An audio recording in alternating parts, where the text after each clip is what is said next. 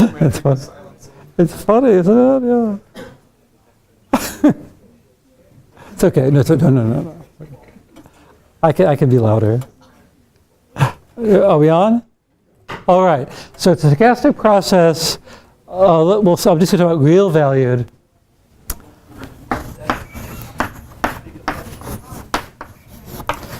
There's no reason to make it real valued. It just makes things simple in terms of notation. And what is it? There's two definitions. First of all, we need some setup. There's got to be an omega FP.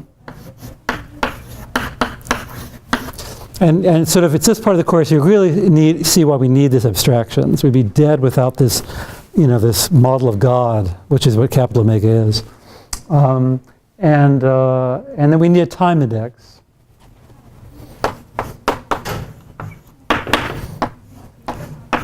And I guess that's okay. I mean, in Hayek's book, it's a very pretty font for that. I can't draw it very well.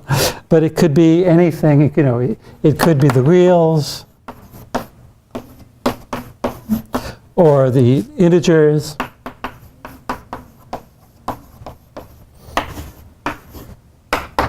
The important thing is its time is ordered. That's what's important. So we're not talking about random fields where the index is in the plane or something else. We're talking about time, so it's ordered. That's all that's important. And there's two definitions.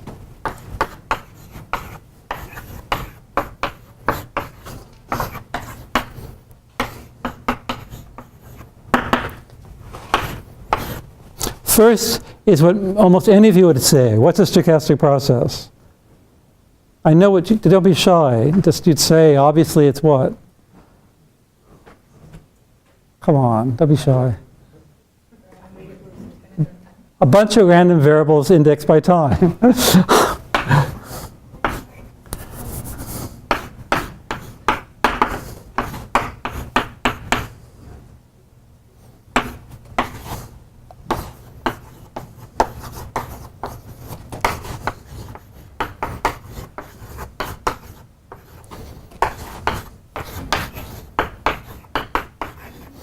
Okay, so a bunch of random variables on this fixed probability space omega FP, and but two, they're function valued random variables.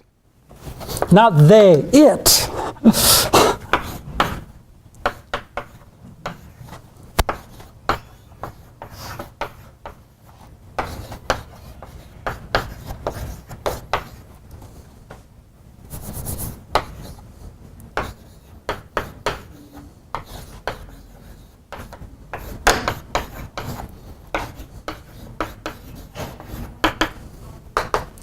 All right, so give me an omega, I give you a function of time. All right? So you think, well, it's the same thing in a way, because obviously I can stick an omega here and I get a function of time. It's just that, remember that point of view, it's a totally different way of thinking. All right? So we have random variables that are real valued. You can have random variables that are vector valued. You can have random variables that are function valued. All right? And and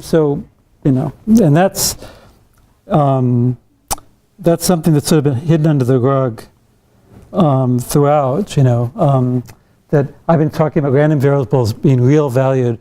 They don't have to be real valued. They can take values in any sort of domain. And concepts for random variables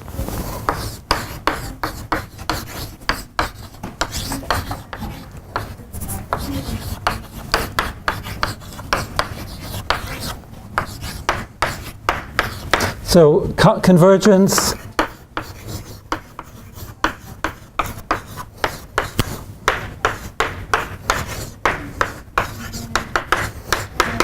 and even likelihood ratios.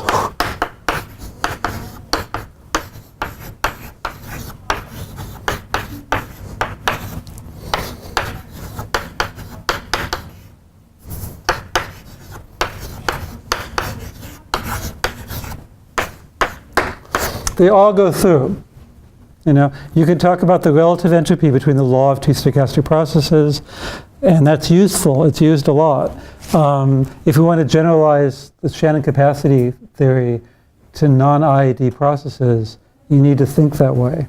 And convergence and distribution of now a sequence of random variables that are random variables that take function values. That's common thing to do. And I forgot to bring it. I was going to bring in the book of Kushner and Yin on stochastic approximation, which, as Aditi explained, is the foundation for stochastic approximation. The whole book is about today's lecture, and it's about convergence of sequences of stochastic processes, where each stochastic process is viewed as just a random variable taking on function values. All right, so it's a useful abstraction. So I'm going to give two totally boring examples, but they'll illustrate a few points.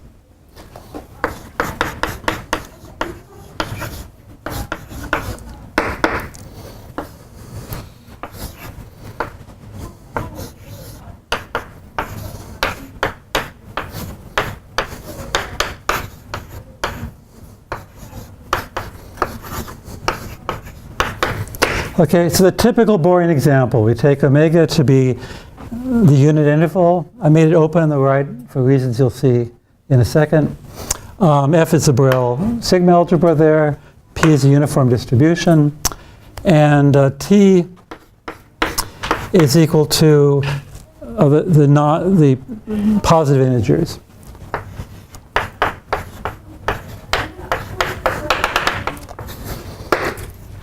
In that case, I'll typically write x sub n or x of n instead of x of t.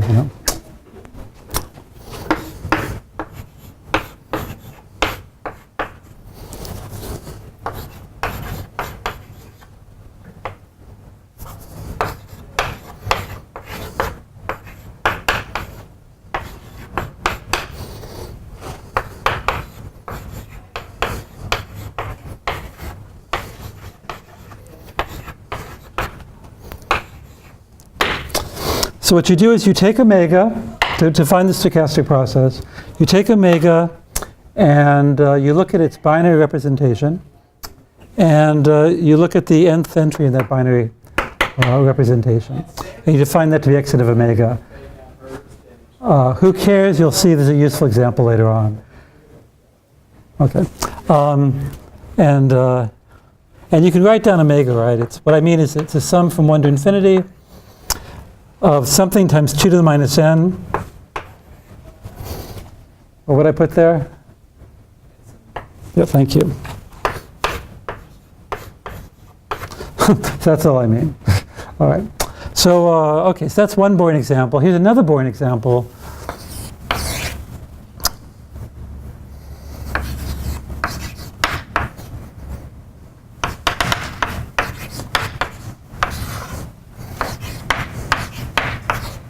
So I've got, I've got some real random variables, and I don't know. I'll just make this, and I'll make t the real numbers.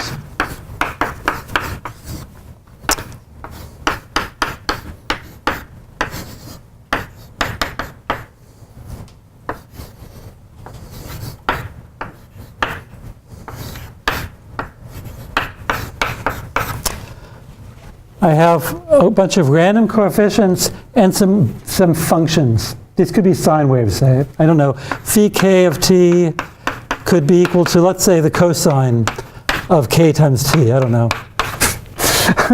For e.g., it could be something else. In fact, we're going to find ways of doing this right. I could just take cosines. But this is special because the randomness comes once. So there's lots of ways of writing this. You notice that sometimes I'm writing x sub t, and sometimes I'm writing x of t. It just depends on how much room I have. And sometimes I'm going to write x of t omega if I really need to emphasize the omega dependency.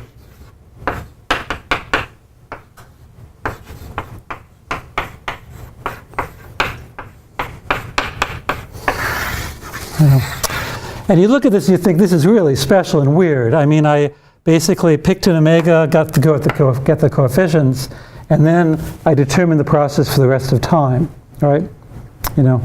Well, that's always the case, right? That's always the case, because random processes are function valued random variables. So it's always the case you have something like this, Once somebody gives you omega, you know the future. All right? Once somebody gives you omega, you know the coefficients, you know these functions, like for example the cosines. So you know everything, you know the future. And that's something that's really hard to get in people's heads. You know, I know that most people, after they take a probability course, they think that there's an omega 1 and omega 2, omega 3. That's just wrong. If they ever taught you that it was a mistake, that teacher should be shot. I'm not for the death penalty, but that's one exception. No, omega exists once. There's nothing random in probability. Nothing random in probability. We just don't, it's a matter of information. We don't know omega. If somebody could give us the key to the universe and give us omega, we would know the future, you know, which would be pretty scary. So it's lucky we don't know omega. All right. So those are two. So the second example is sort of a canonical example. It's sort of, you can very often represent processes in that way. Well, of course, it's going to be an infinite sum or something. It's not going to be a finite sum. And this, you'll see, is just fun because it illustrates a point in a moment. All right. So, and here's the point.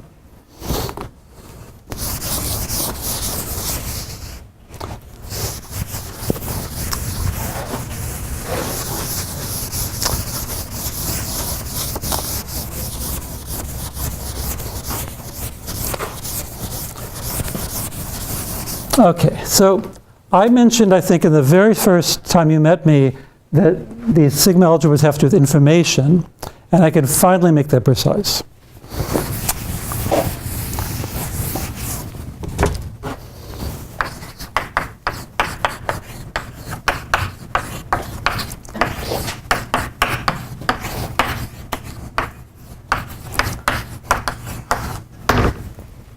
So I've got my daddy up there in the cloud, right? And then I've got the world down here where I'm living.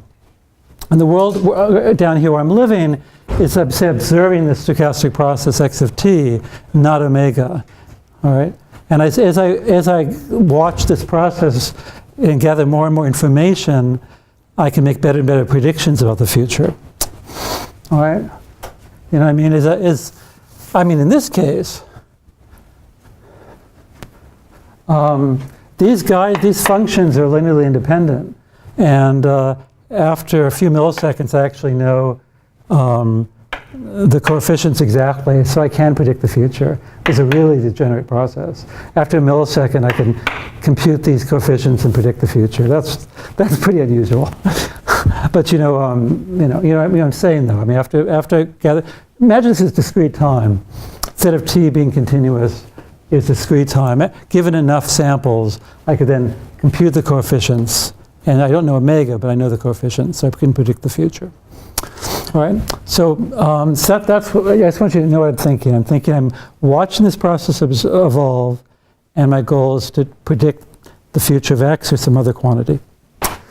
To do that, there's a formalism. We need to explain what we mean about information. And so first of all, just some notation.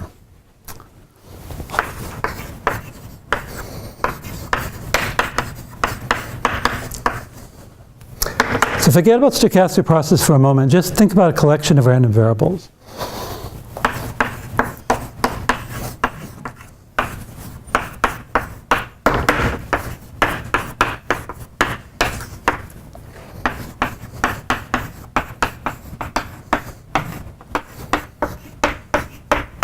So again, this index set doesn't have to be time.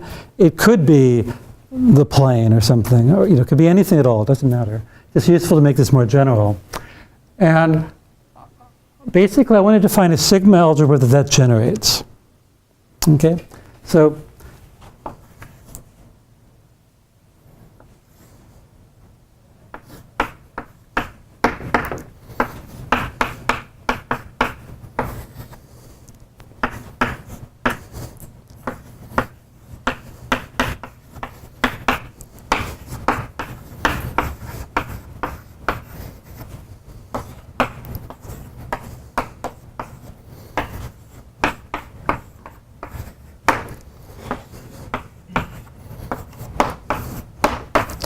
Now this looks like a really abstract, weird definition. I'll try to make it precise.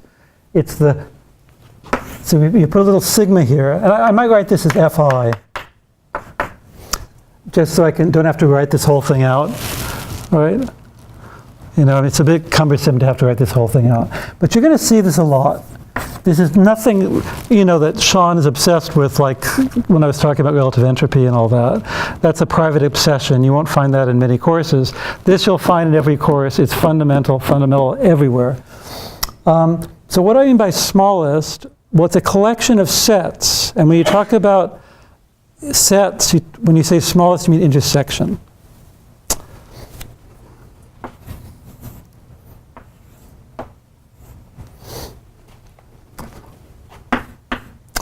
So it's an intersection of over all G.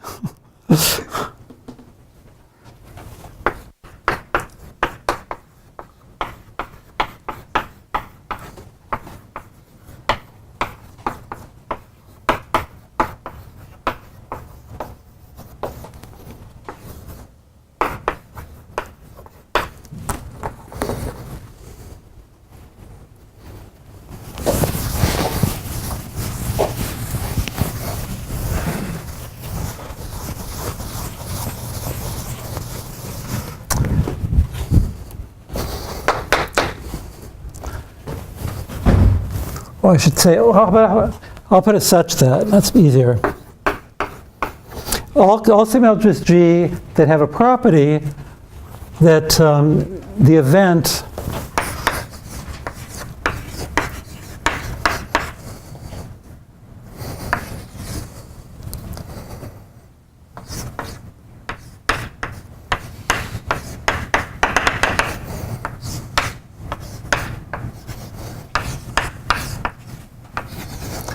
so you look at any time, well, I shouldn't say T1, actually, K1, this isn't time. I pick a bunch of points from this index set I at a bunch of real numbers, and we all know that that's an event, right? The set of omega for which this guy is less than equal to C1, by definition of a random variable, that's an event. We're saying that and this and everything in between. So we know this is an event. So we know this is in it's been erased, it's in the big guy F, but it's in G.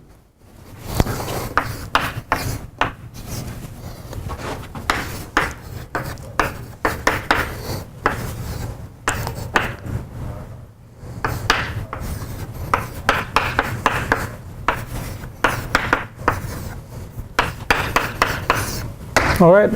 So I know it's like mind-blowing because each G is a collection of subsets and all of that, you know? And you can't see this, right? We're taking intersection over some impossibly large family of things. It's just a definition, okay? It's a very precise, crisp definition. I can perform that intersection and you can show that it satisfies the properties of a sigma algebra, you know? Because each G is a sigma algebra, you can show the intersection of sigma algebras is a sigma algebra, no matter how big the intersection is. Right? It's just boring application of the definition. There's nothing to it. You know? Okay, so that burn that into your brain. Okay, you need to know this definition, and then a bigger definition.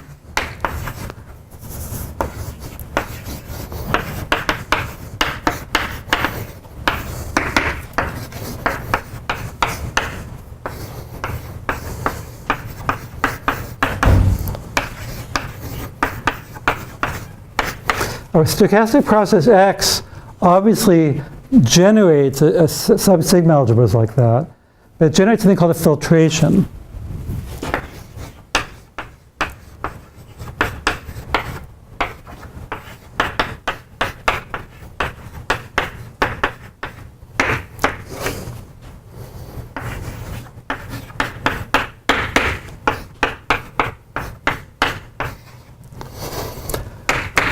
And the filtration is defined in the obvious way. You just pick the index set to be the index set corresponding to what I've observed so far.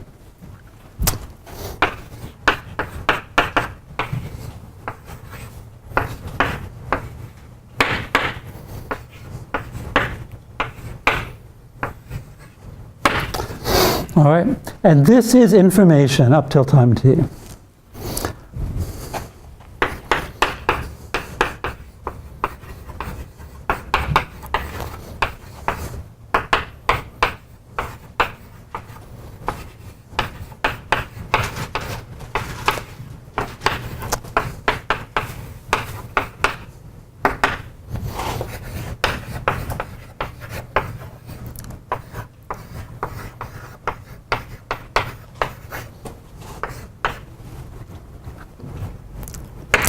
All right, and let's try to make this precise.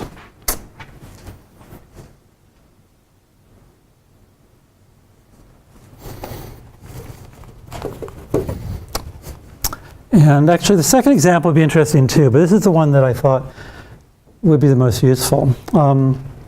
So, yeah.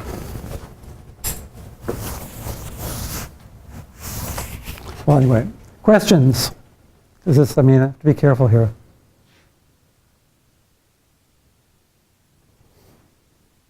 Where did the idea of filtration come from? Well, I mean, the idea will be clear.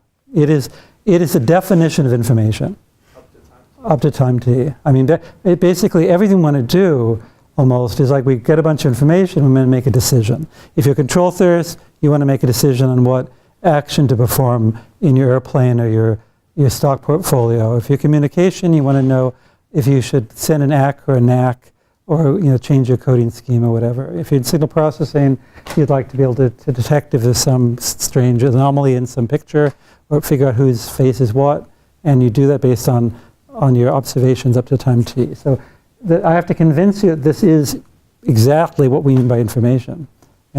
This is just notation for it.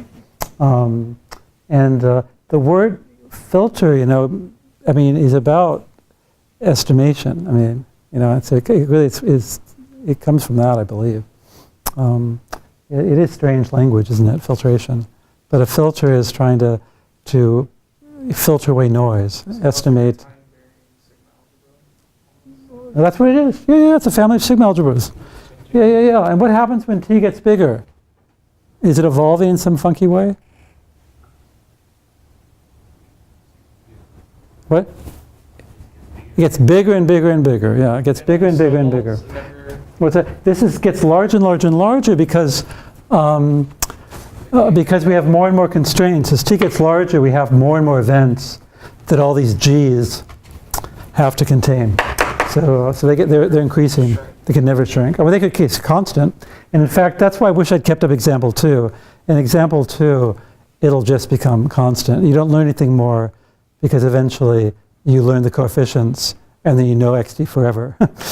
So you don't actually. So I don't know why I didn't think of that. In example 2, ft doesn't get bigger; it stays constant.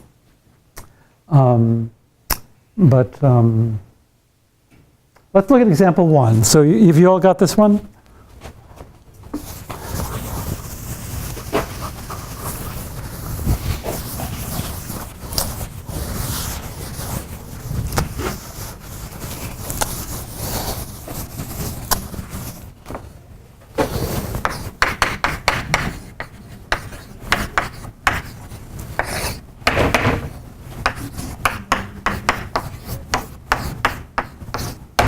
What's the smallest sigma algebra supporting x1? So we're looking at lots of sigma algebras will allow x1 to be a random variable.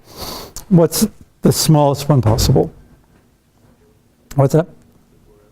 That's huge, huge. My God, no, the Borel sigma algebra is monster huge. We're looking for the smallest. So we're looking at the smallest. We're looking for the, now remember x1 only takes on 2 values. So actually the quiz was about this. So I haven't graded the quizzes yet, but the quiz was about this thing.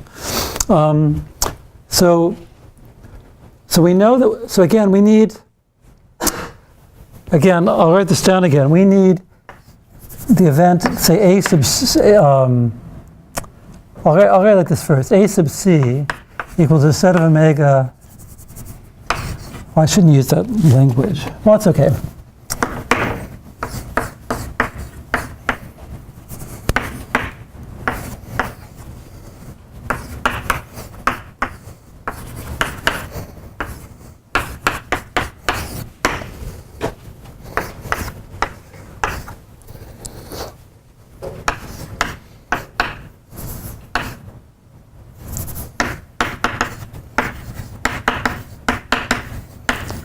So I need two properties. I need this event to be an F1 for all C.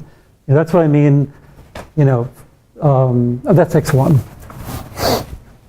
That's what I mean for X1 to be a random variable on this smaller sigma algebra, right? And two, I need it to be minimal in the sense I made before. If you give me another sigma algebra for which one holds, then this sigma algebra will be a subset of that larger one, of the other one, right? Now, if you look at this, I mean, this is binary value. This takes on value 0, 1. So, so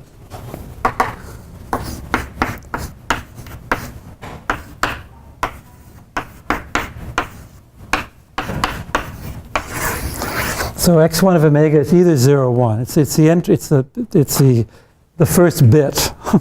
So basically, if C is negative, this will be the empty set. If it's 0 up till 1, it'll be something. And if C is bigger than 1, it's the whole set. So it's really not very interesting. The notation's not very good. So let's change the notation a bit. Let's let say B0 equal the set of omega. So should x1 of omega equals 0. And what is that?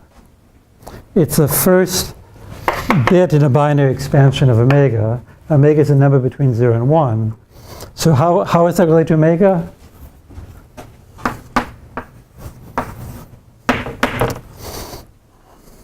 So the first entry in a binary expansion of omega is 0. So the coefficient of a half is 0, and then you've got the tail.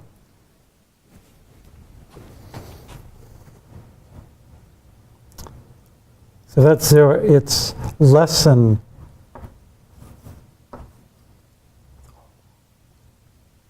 Wait.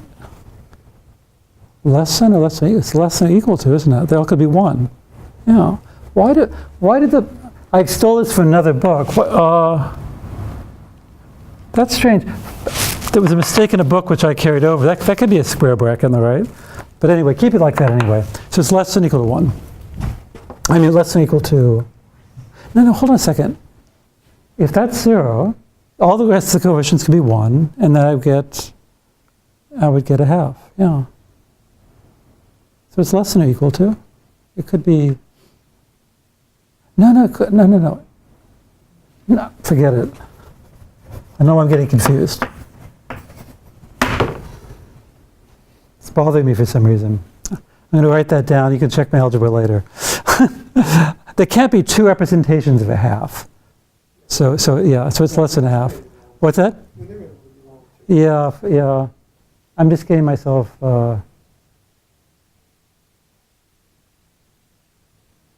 Yeah. Well, that's why it's good they eliminated this. There aren't two ways to get 1. Okay, we're eliminating 1. That's the reason. Okay, so it is less than a half because we're not allowing 1 in our set. All right. So anyway, you can check that later. It's a little tiny bit subtle.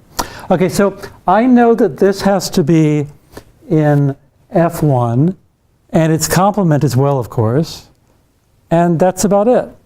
All right. So F1 equals omega, the empty set, B0, and B0 complement. That's a sigma algebra, right?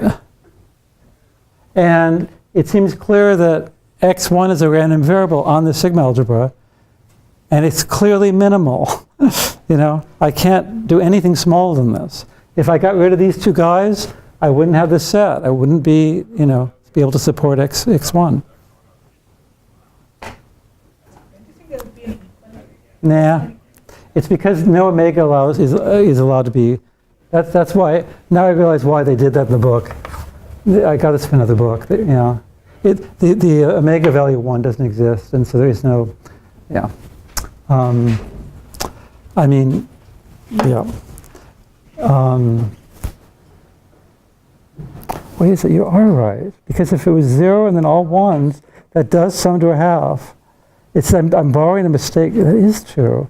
I'm confused. Now, what's wrong with this? Is such baby algebra. You can't have two representations for the same number. You can have a number that, like, for for example, 0.99999 Is 1. is 1. Yeah. The binary representation is unique. There are two, yes. This is the definition of the binary representation of omega. And it's true that, exactly. Just like 0.9999999 is 1. This expansion with everything 1 except for the first entry being 0 is a half, but it's not allowed. It's it's not a binary expansion. Okay, so there is a source for this confusion. All right, so it's true. All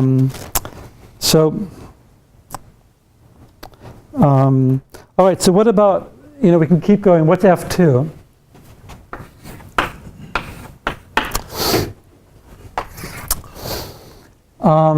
Well, you basically, now we've got,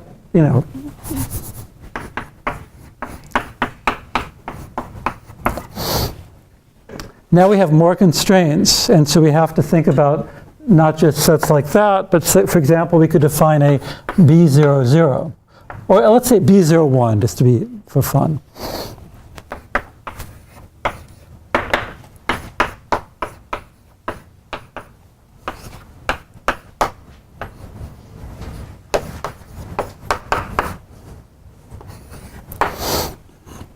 All right, so what does that mean? We'll get confused again. So we've got a series here where the first entry is 0, the next entry is 1, and all the rest we don't have any constraints.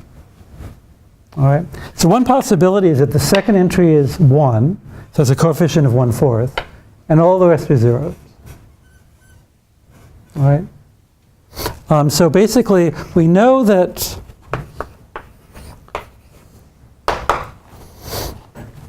and then all these coefficients are non-negative. So the fact that we're making the second coefficient 1 means we're at least getting 1/4.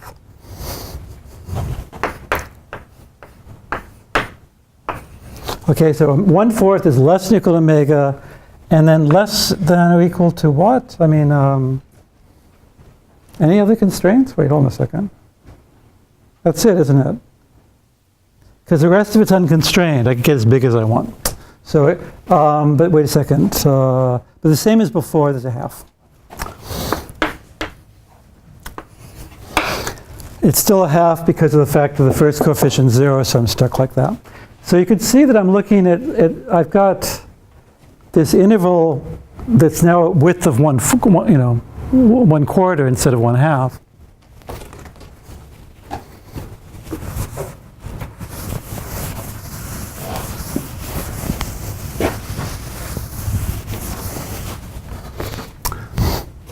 So F2 is going to have to contain this set. So it's going to have to contain this little interval.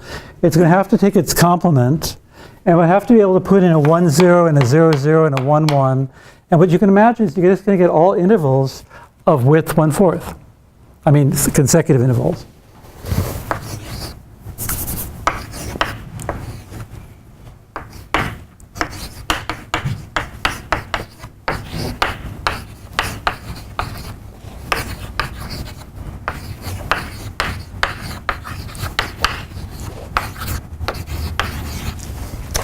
So just as before, we're going to get a 0, 1/4, 1/4, 1/2, and so forth.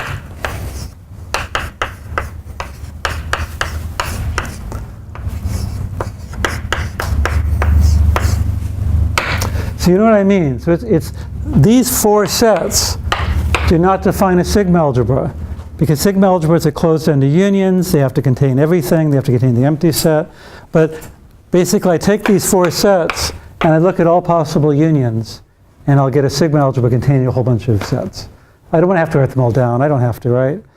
I have those 4 sets. I have the union of those 2, the union of those 2, the union of those 2, the union of those 2, the union of those 2, and so forth. It's got, I don't know, a dozen sets or so. All right. And what's Fn? Well, it's going to be a finite sigma algebra again, and generated by intervals of width. In this case, it's a 4th for 2, so you can guess that it's 2 to the minus n width. So it's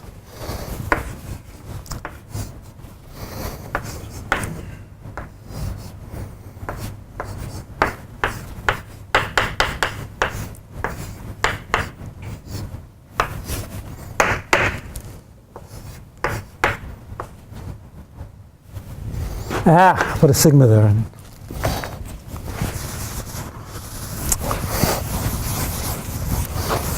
I almost made the mistake I was trying to avoid.